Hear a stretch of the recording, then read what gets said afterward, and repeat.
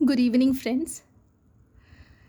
Thanks for your positive comments and feedback. अच्छा, कभी ये सोचा है कि एडिटर सिर्फ एक या दो आर्टिकल पर ही अपने ओपिनियन या कमेंट्री क्यों देते हैं? इंस्पायर ऑफ द फैक्ट कि एक न्यूज़पेपर में on an average 10 articles important होते हैं. ऐसा इसलिए बिकॉज जो एडिटर्स हैं वो नेशनली और इंटरनेशनली सिग्निफिकेंट जो न्यूज़ हैं उन पर अपने ओपिनियन देते हैं ताकि जनरल पब्लिक को अपनी ओपिनियन को फॉर्म करने में और एक पर्सपेक्टिव बनाने में आसानी हो. ऐसा मैं इसलिए बता रही हूँ ताकि आप ये समझ पाएँ कि आरसी के पर्सपेक्टिव से हर एडिटोरियल को पढ़ा जाना इम्पॉर्टेंट नहीं है, राइट? एंड अगर आप लास्ट 5 इयर्स के क्वेश्चन पेपर्स का ट्रेंड देखेंगे कि आरसी किस किस एरिया से आ रहे हैं तो आप ये समझ पाएंगे कि अकेले क्लाइमेट चेंज और एनवायरमेंटल इश्यूज से ही अराउंड 20% तक आरसीज आ रहे हैं. बिकॉज कहीं ना कहीं एग्जामिनर आपको टेस्ट करना चाहता है कि आप करंट अफेयर्स में जो बहुत ही ज्वलंत टॉपिक्स हैं उनसे कहाँ तक अवेयर हैं और आप उन्हें समझ भी पाते हैं या नहीं. इसीलिए मैं आपके लिए जो भी एडिटोरियल लेकर आऊँगी वो वही होंगे जो एग्ज़ाम्स के व्यू पॉइंट से इम्पॉर्टेंट हो. So without further adieu, let's understand and interpret this editorial from Times of India of 29th of December. In September 2023, at a convening of policymakers and leaders from around the world at the United Nations General Assembly in New York, September 2023 में at a convening of policymakers, आपने अभी तक ये word सुना होगा convene. Convene क्या है? ये एक वर्ब है और कन्वीन का मतलब होता है फॉर्मल रूप से एक बैठक बुलाना, एक formal meeting for some important discussion. So पूरी दुनिया भर से नीति बनाने वालों और लीडर्स की एक मीटिंग 2023 में कहाँ हुई? यूनाइटेड नेशन जनरल असेंबली ने न्यूयॉर्क में करी. I spend time with Mia Amor Mottley, the prime minister of Barbados. मैंने मिया अमोर मॉटले जो कि बारबाडोस की प्राइम मिनिस्टर हैं उनके साथ टाइम स्पेंड किया. What is Barbados? There is one very interesting fact about Barbados, that Barbados is a North American country, but still it is one of the Commonwealth, British Commonwealth nations. North America में होने के बावजूद ये एक British Commonwealth nation है. 1966 में ये independent हो गया था अमेरिका से और ये एक कैरिबियन नेशन भी कहलाता है because it's an island nation, Caribbean sea के पास है, राइट? सो बारबाडोस की प्राइम मिनिस्टर के साथ I discuss something that is at the core of transformative climate action.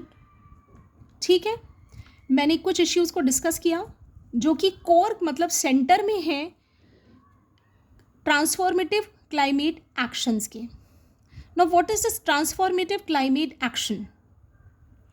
वो एक्शंस जो क्लाइमेट चेंज को ट्रांसफॉर्म कर देंगे.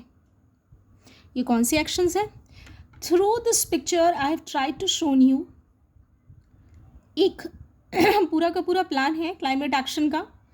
इसमें कैपेसिटी बिल्डिंग की जाती है कि किस तरीके से हम कार्बन फुटप्रिंट को या ग्रीन हाउस गैसेस के इमिशन को रोकेंगे.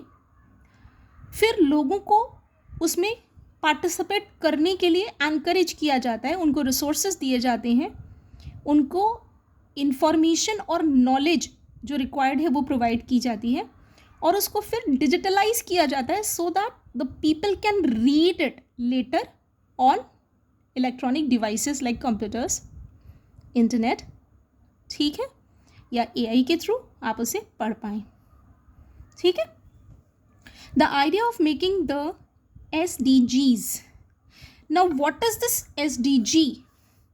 It's very important term dear students. ये करंट अफेयर का एक बहुत इंपॉर्टेंट टर्म है. SDG की फुल फॉर्म है sustainable development goals. Now these are 17 interrelated goals declared by United Nations in the year 2015. So SDG के बारे में क्या क्या चीज़ें इंपॉर्टेंट पता चली कि यूनाइटेड नेशन ने इनको बनाया, कब बनाया, 2015 में बनाया. इसमें कितने गोल्स हैं? 17 हैं. क्या है? इंटर रिलेटेड हैं. इंटर रिलेटेड मतलब आपस में जुड़े हुए हैं. अगर हम बात करें एक गोल की, नो पॉवर्टी, अगर नो पॉवर्टी है तो ज़ीरो हंगर होगा. अगर नो पॉवर्टी है तो अच्छी एजुकेशन होगी.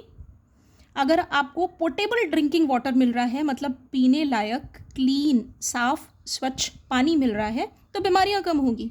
सो this is how these SDG goals are inter related. Correct. ये मैंने पूरी लिस्ट प्रोवाइड की है. 17 SDG जो गोल्स हैं, कई बार इंटरव्यूज़ में आपसे ये पूछे जाते हैं कि यूनाइटेड नेशन के SDG के बारे में आप क्या जानते हैं. ये सस्टेनेबल डेवलपमेंट गोल हैं और ये टोटल 17 है नंबर में. 2015 में यूनाइटेड नेशन ने क्लाइमेट चेंज को लेकर इनको बनाया था. और ये गोल्स हमें कब तक रीच करने हैं? इनको 2030 तक हमें टारगेट्स अचीव कर लेने हैं, ठीक है. ये है no poverty, zero hunger, good health and wellbeing, quality education, gender equality, clean water and sanitation, affordable and clean energy, decent work and economic growth, ठीक है. टोटल 17 है, ये इंटर रिलेटेड है. Now the idea of making the SDGs personal. और idea क्या था कि हम जो सस्टेनेबल डेवलपमेंट गोल्स हैं इनको हम पर्सनल बना लेंगे. मतलब ये गोल अब इंटरनेशनल बॉडीज़ के या गवर्नमेंट के नहीं हैं, बल्कि हमारे खुद के व्यक्तिगत गोल्स हैं. Imagine if each one of the 8 billion earth citizens decided to segregate waste, became conscious consumers, planted more indigenous plants and trees and conserved water and energy. अब ये कल्पना करिए कि 8 बिलियन अर्थ पर रहने वाले जो नागरिक हैं उनमें से हर एक अगर ये डिसाइड कर ले कि वो जो कचरा है उसे सेग्रीगेट करेगा. अभी गवर्नमेंट का आप देख रहे होंगे 2010 से बहुत फोकस है ग्रीन वेस्ट और ब्लू वेस्ट. मीन्स जो वेट कूड़ा है और जो सूखा कूड़ा है उन दोनों को अलग अलग करना है और केमिकल वेस्ट को अलग करना है, ठीक है. तो सेग्रीगेशन ऑफ वेस्ट इम्प्लाइज कि आप कूड़े को अलग अलग करें उसके नेचर के हिसाब से, जिससे उनका प्रोसेसिंग प्रॉपरली हो पाए. Became conscious consumers. अगर हम कॉन्शियस कंज्यूमर्स बन गए होते, कॉन्शियस कंज्यूमर्स का मतलब है before we buy anything we should be thoughtful what we are buying. If we do actually needed, हमें ये खरीदना चाहिए, क्या हमें वाकई उसकी ज़रूरत है, ठीक है. तो उसे हम बोलेंगे कॉन्शियस कंज्यूमर्स. अगर हम कॉन्शियस कंज्यूमर्स बन गए होते, अगर हमने ज़्यादा, इंडिजिनस का मतलब होता है लोकल, देशी, जो कि किसी जोग्राफिकल एरिया में पाए जाते हैं, ओरिजिनल, एबो ओरिजिनल. सो प्लांट्स लगाते, ट्रीज़ लगाते और वाटर और एनर्जी को कंजर्व करते, तो कल्पना करो, imagine the profound impact it would have on the climate. तो आप कल्पना करिए कि इसका क्लाइमेट पर कितना गहरा प्रभाव होता and the wellbeing of the earth. Climate पर और अर्थ के स्वास्थ्य पर कितना गहरा असर होता. What is the meaning of profound? Profound means deep, intense, बहुत गहरा असर होता। कंजर्व्ड मीन्स वाटर को संरक्षित करना, वेस्ट होने से बचाना, एनर्जी को वेस्ट होने से बचाना। I have try to shown you through this picture कि एनर्जी क्या है, किस किस फॉर्म में आ रही है, कहाँ कहाँ से आ रही है। सन से आ रही है, विंड मिल्स हैं, विंड से एनर्जी क्रिएट कर रहे हैं, देन सन की एनर्जी को सोलर पैनल्स टैप कर रहे हैं, देन वाटर हाइड्रो इलेक्ट्रिसिटी आ रही है, देन पेट्रोल, ये आपके क्या है, ट्रेडिशनल एनर्जी के सोर्सेस हैं, कोल, पेट्रोल, ठीक है। तो अगर हम ये सारे काम कर रहे होते तो हमारी अर्थ का स्वास्थ्य और हमारा क्लाइमेट कितना अच्छा होता। So this is what a conditional sentence. अगर हमने ऐसा किया होता तो कितना अच्छा होता या कैसा होता। ये दोनों सेंटेंस पास्ट में हैं, पास्ट में किसी कंडीशन पे दूसरी चीज़ आपने बेस करी हुई। So what will be the construction of the sentence. देखिए सेंटेंस का कंस्ट्रक्शन क्या है, would have. Would have suggest कि कोई सेंटेंस कंडीशनल है। क्या है, कंडीशनल और possibility based on some past action. Past के एक्शन पे फ्यूचर अगर डिपेंडेंट है तो सेंटेंस कंडीशनल हो जाएगा और जो सेंटेंस का स्ट्रक्चर होगा वुड हैव वाला होगा, ठीक है। Next, endurance swimmer and ocean advocate Louis Pugh also recalled at UNGA how countless New Yorkers came together to cleanse the Hudson River of pollution. Endurance swimmer का मतलब होता है a swimmer who has the muscular strength, who has that aerobic agility to swim to very long distances. मतलब उसके अंदर muscular strength बहुत है और उसमें ब्रीदिंग या सांस को रोकने की, बहुत ज़्यादा देर तक रोकने की ताकत है, इसीलिए तो वो लॉन्ग डिस्टेंसेस तक क्या कर सकता है, स्विम कर सकता है। बहुत लॉन्ग डिस्टेंसेस तक स्विम करने वाले स्विमर्स को एंड्योरेंस स्विमर कहते हैं, ठीक है। एंड ओशन एडवोकेट लुई पुग ने भी ये रिकॉल किया कि हाउ, कहाँ पर, अनगा की मीटिंग में, कि कैसे काउंटलेस, अनगिनत न्यूयॉर्कर एक साथ जुड़ गए हडसन रिवर की पॉल्यूशन को या गंदगी को साफ करने के लिए। Today it serves as a blueprint for all citizens who want to clean up water bodies in their countries and neighbourhoods. तो आज ये वाला जो एक्शन था ये एक ब्लूप्रिंट जैसा काम करेगा उन सभी नागरिकों के लिए जो कि अपने कंट्रीज़ की और अपने आस पड़ोस की वाटर बॉडीज़ की गंदगी को साफ करना चाहते हैं। Correct. So now what is blueprint. ध्यान दीजिएगा, ब्लूप्रिंट एक रिटन प्लान ऑफ एक्शन होता है। रिटन एंड डेस्क्रिप्टिव मतलब जिसमें कुछ लिखा हुआ है, जिसमें कोई डिज़ाइन बनी हुई है, केवल उसी को आप ब्लूप्रिंट बोलते हैं, ठीक है। He said that nobody needs to wait for permission to help change the world. किसी को भी परमिशन मिलने का इंतज़ार करने की ज़रूरत नहीं है वर्ल्ड को चेंज करने के लिए, क्योंकि far reaching change begins with us, क्योंकि हमसे ही दूर तक जाने वाले बदलाव होंगे। कहने का मतलब ये है कि आप अपने लेवल पर, इंडिविजुअल लेवल पर क्लाइमेट चेंज और एनवायरनमेंट की सिचुएशन को हैंडल करने की कोशिश करें, प्रॉब्लम्स को दूर करने की कोशिश कर सकते हैं। ज़रूरी नहीं है कि हम ये सोचें कि हमारे करने से क्या होगा, हम तो सिर्फ एक इंडिविजुअल हैं, हम क्या ही कर सकते हैं। ही मीन्स टू से कि व्यक्तिगत तौर पर भी हम कोशिश कर सकते हैं, हमें किसी परमिशन की ज़रूरत नहीं है। Not all of us can swim like Lewis across the North pole.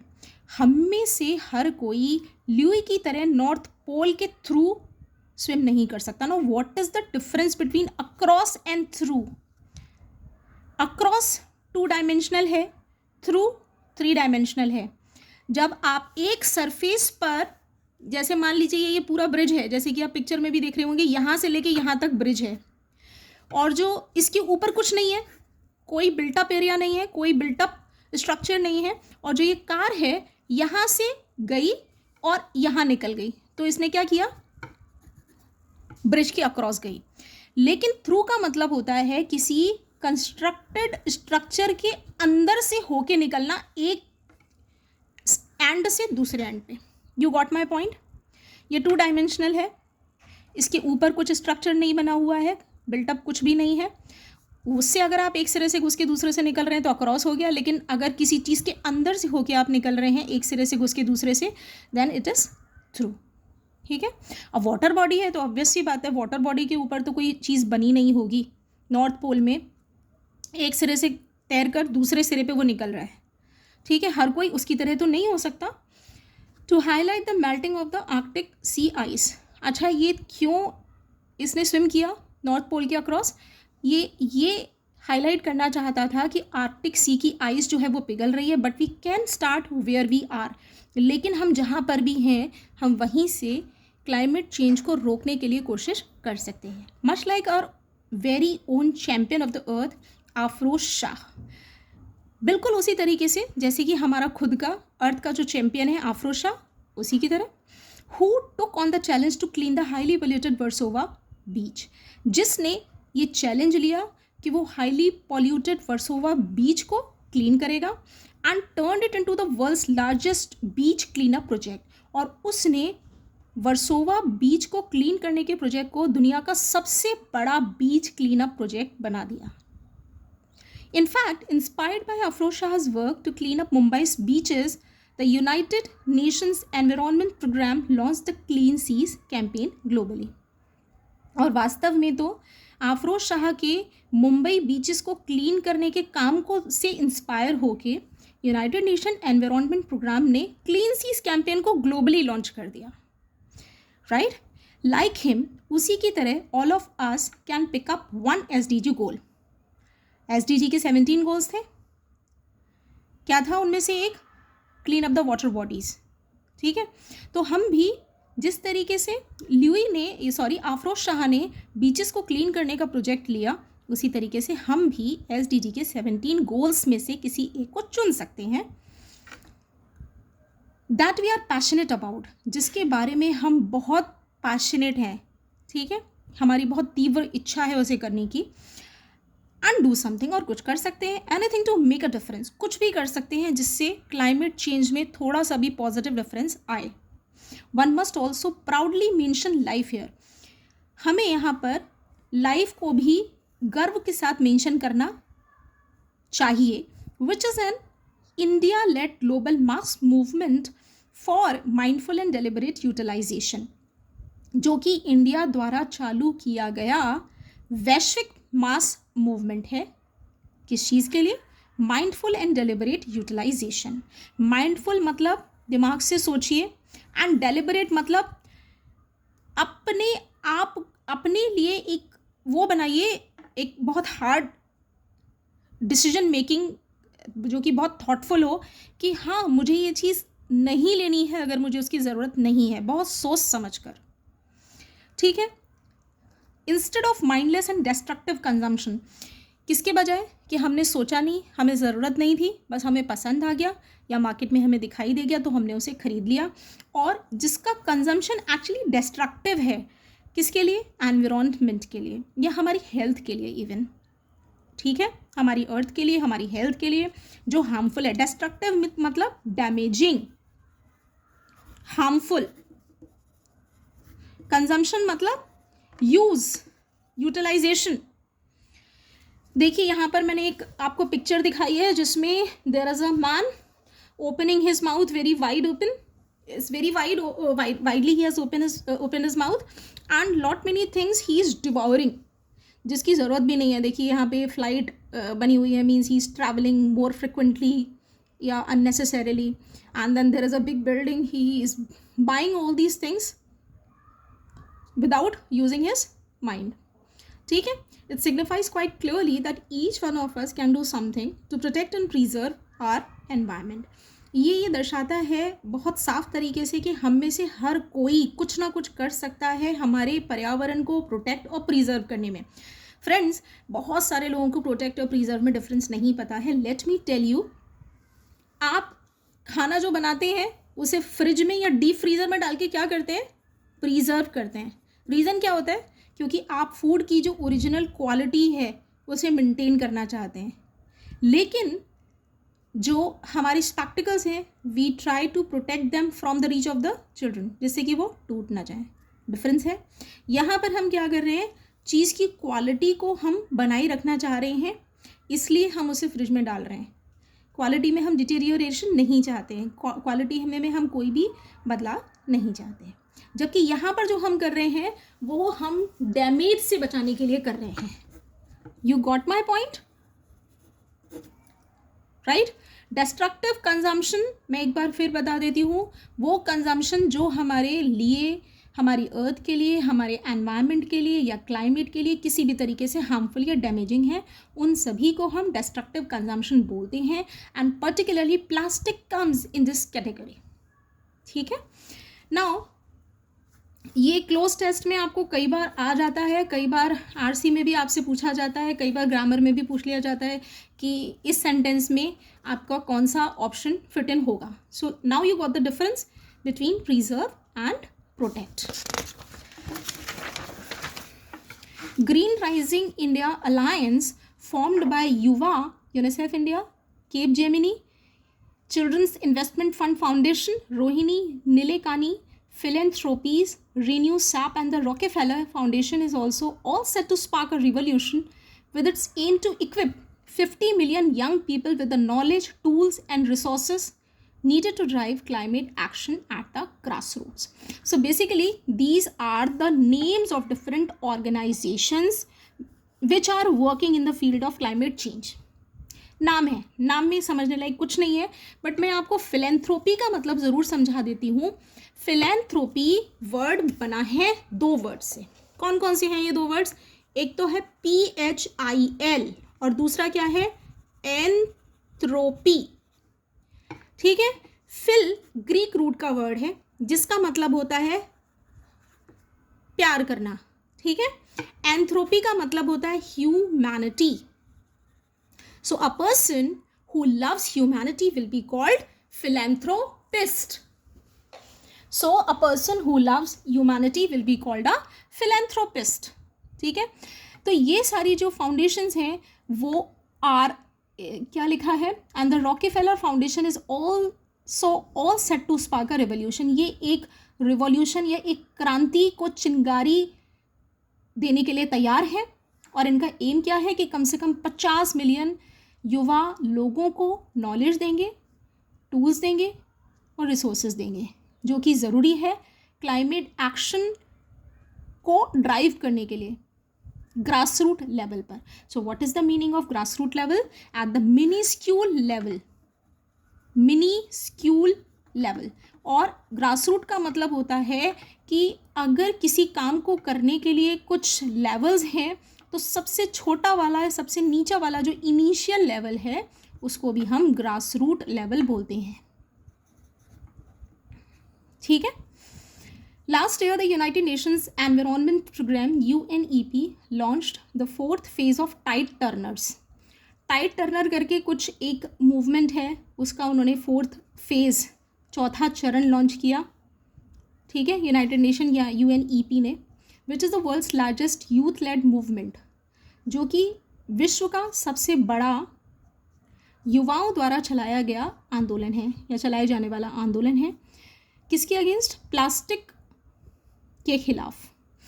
And at an event in Delhi it was a pleasure to meet many young environmental champions. और बहुत एक सुखद चीज़ थी कि मैं बहुत सारे युवा पर्यावरण के चैम्पियंस, मतलब पर्यावरण की संरक्षण करने में जो काम कर रहे हैं, उन लोगों से मिली। हु आर फाइटिंग, या मिली या मिला, who are fighting plastic pollution from India and around the world, जो कि प्लास्टिक से जो पॉल्यूशन हो रहा है उससे इंडिया में और पूरी दुनिया में लड़ रहे हैं।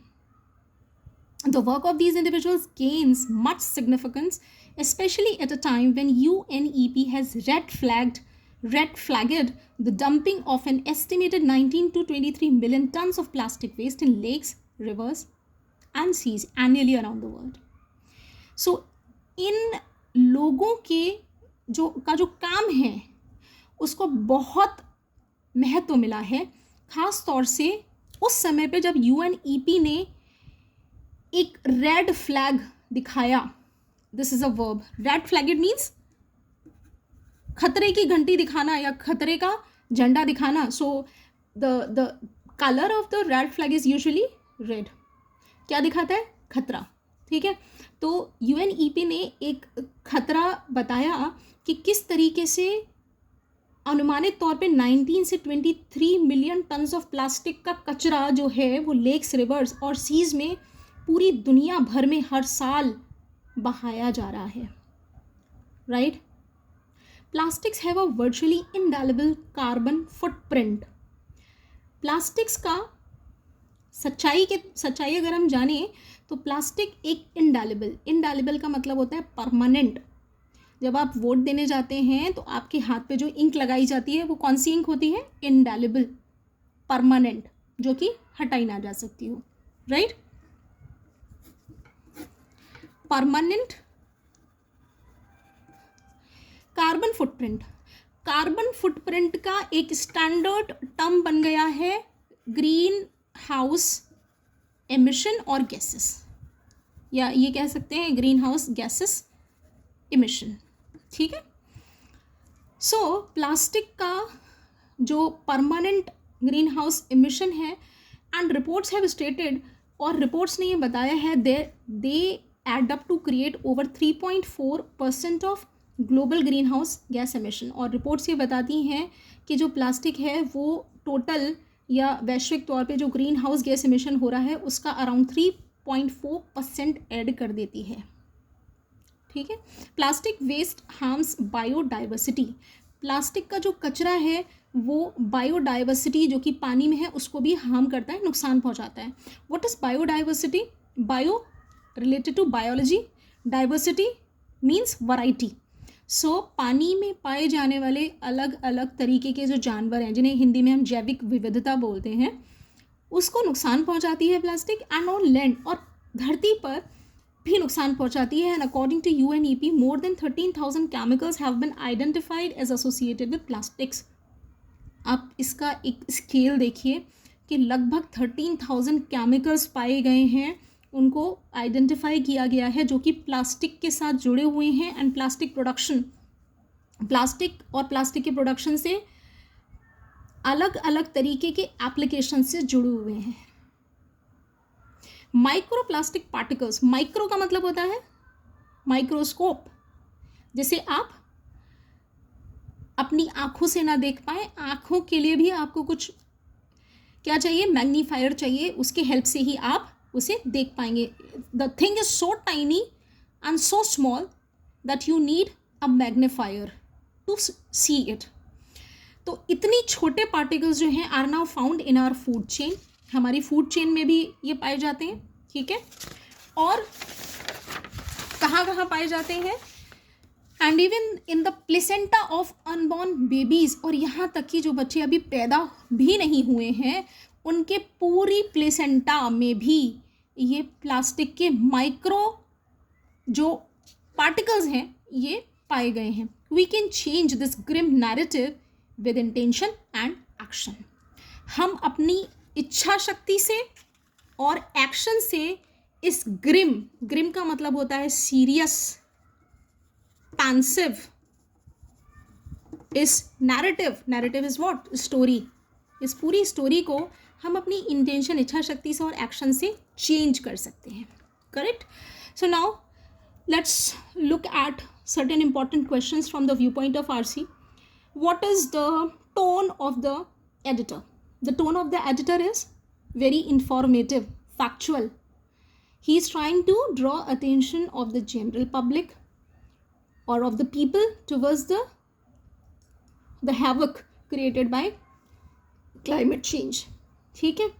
And apart from this, the editor is also trying to deliver the solutions उसने दिए हैं कि हम अपने लेवल पर अगर जो सस्टेनेबल डेवलपमेंट गोल्स हैं 17, उनमें से किसी एक को भी अगर अपना लें तो हम बहुत कुछ चेंज कर सकते हैं. फिर उसने एग्जाम्पल देके बताया है कि वर्सोवा के बीच को कैसे एक सिंगल पर्सन ने अपने लेवल पे बहुत साफ़ कर दिया. ठीक है। और उसने ये भी बोला है साथ में कि हमें किसी से परमिशन लेने की ज़रूरत नहीं है, हम जहाँ खड़े हैं वहीं से शुरू कर सकते हैं। सो टोन हमें समझ में आ गई, बहुत कन्विंसिंग टोन है, बहुत पॉजिटिव टोन है, फैक्चुअल है, इंफॉर्मेटिव है, राइट। कोर कंसेप्ट आपको समझ में आ गया। The passage is about climate change and in particular the editor is talking about plastic, microplastic, ठीक। Another important thing she's talking about is how globally the people are coming together, in particular the youth, to tackle this crisis. ठीक है। So with this I call it a day. Thank you very much. Kindly do like, share and subscribe to my channel. Thank you very much.